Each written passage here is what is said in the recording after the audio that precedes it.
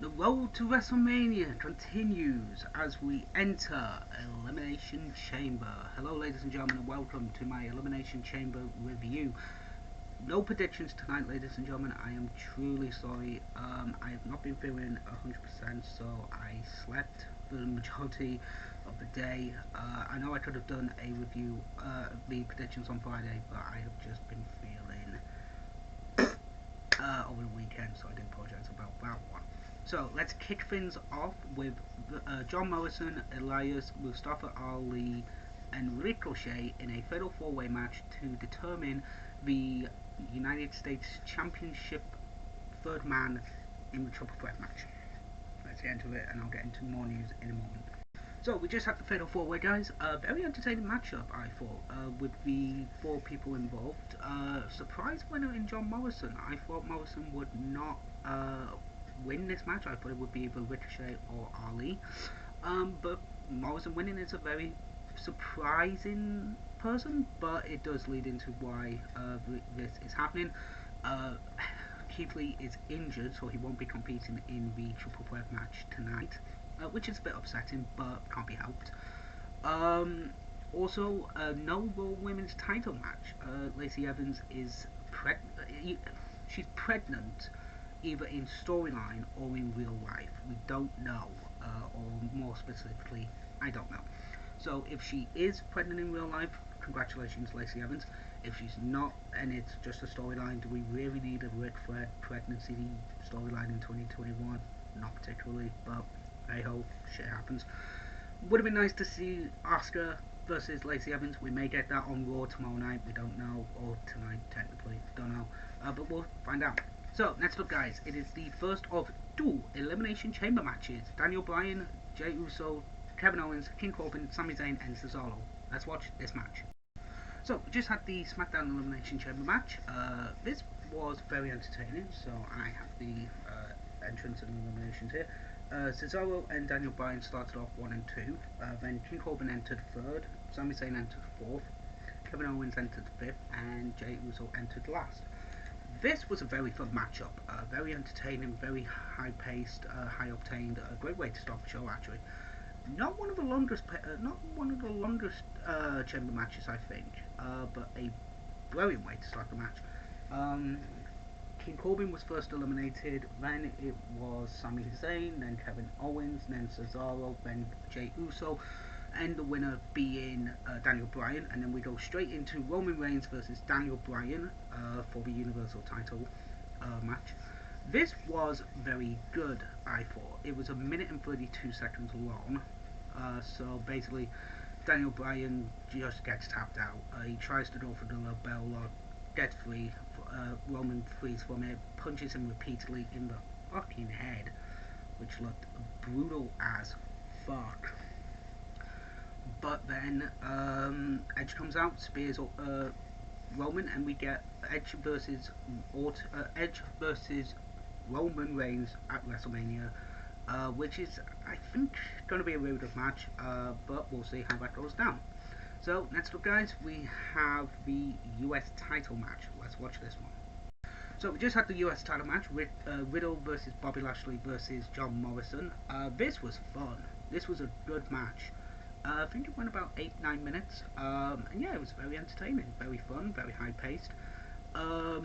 Riddle winning, so very intriguing way to finish the match. So Riddle, MVP is injured, so he has a crutch with him. Morrison brings the crutch into the match. Luckily, Ricochet grabs it, uses it on Lashley. Lashley goes out, and then Riddle gets the tombstone variant of the pin on Morrison and wins. So congratulations to Riddle, the United States champion. And to be honest, we needed a change, and Riddle being champ could be good. No one knows, we'll probably get a rematch on Raw and Bobby Lashley will get it back, but who knows, we'll see. So next up, it is a tag team match for the Women's Tag Team Championship Women's Tag Team Championships. Nia Jackson, Shayna Baszler versus Sasha Banks and Bianca Belair. Let's watch this. So we just had the Women's Tag Team title match, and this was, it was good. Not the strongest match that these women could put on, but it was a good match. Very entertaining, but then Carmella's waiter, manager, whoever the fuck he is, comes out to basically distract Sasha Banks, grabs the bottle which he had, falls into the ring to distract Sasha Banks, and then basically Nia Jax gets the pin. So we have Nia Jax and Shayna Baszler as the winners. It was a good match. Looking forward to Raquel Gonzalez and Dakota Kai winning the women's tag team titles at Mania if we get back. So, before our WWE Championship matchup coming up, which is Drew versus Styles versus Hardy versus Orton versus Sheamus versus Kingston, I want to talk about something. AEW. I love AEW. Do not get me wrong. I think AEW puts on some very entertaining matchups and some very entertaining stories. And it's been a breath of fresh air for me.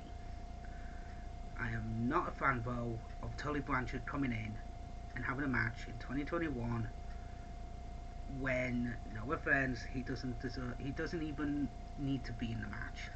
I mean, if we get a Sean Spears return and he comes into the match, then perfect. I cannot wait for that. I cannot wait to see Sean Spears return when he does. But we don't need to see Tully Blanchard in a ring in 2021. I'm sorry.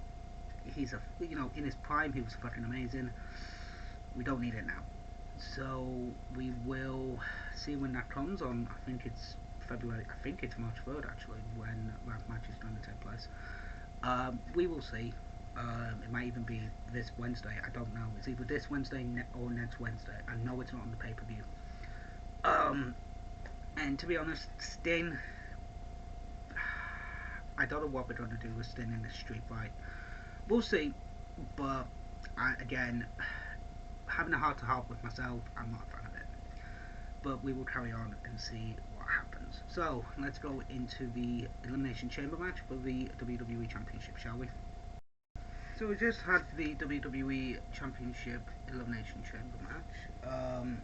Jeff Hardy was the first entrant, then Orton, then Drew, then Kofi, then AJ, then Sheamus. This was a very entertaining matchup, really fun, really high-paced, well-paced match as well, and very entertaining. So Randy was out first. Shock.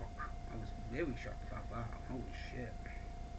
Then Kofi Kingston, then Jeff Hardy, Sheamus, AJ Styles, and Drew is your winner. Then Bobby Lashley comes out and destroys him. And then The Miz cashes in his Money in the Bank contract and wins the WWE Championship.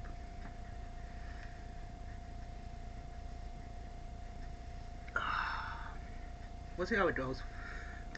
I really wanted McIntyre to go into Mania as the champ. That's Ryan. It's Ryan again. Hey buddy, what's up? Well, Elimination Chamber, and I'm still in the video, so yeah. Yeah, well, yeah, we'll do, mate. 1 minute. Okay, I'll call you back in a minute. Bye. Bye. Sorry about that, guys. But yeah, this was, it was an entertaining matchup. It was good. Miz winning. Not a fan of it. But we'll see how it goes. I really wanted Drew to go into Mania as the champ. We ain't getting that now, which is annoying. So, ladies and gentlemen, what did I think of the show? There were some good matches. Both chamber matches were very good, I thought. There wasn't, the both championship matches. Well, okay. The Universal title match wasn't really a match. It was just a setup for Edge versus Roman Reigns. And the second championship match was basically just Miz cashing in his Money in the Bank contract. So they were both weak. Well, not weak, but just setting up different things. Miz is probably going to reign until Mania, and then probably we're going to get Drew winning the title again at Mania, but I really don't want that, to be honest. I feel like Drew should have gone through to Mania as champ, but hey ho, shit happens. So, I will see you on Wednesday for my AEW Dynamite review, and I will see you next time with WWE at Fastlane on the 21st of March. well, the 22nd of March, so a month's time. See you later, guys.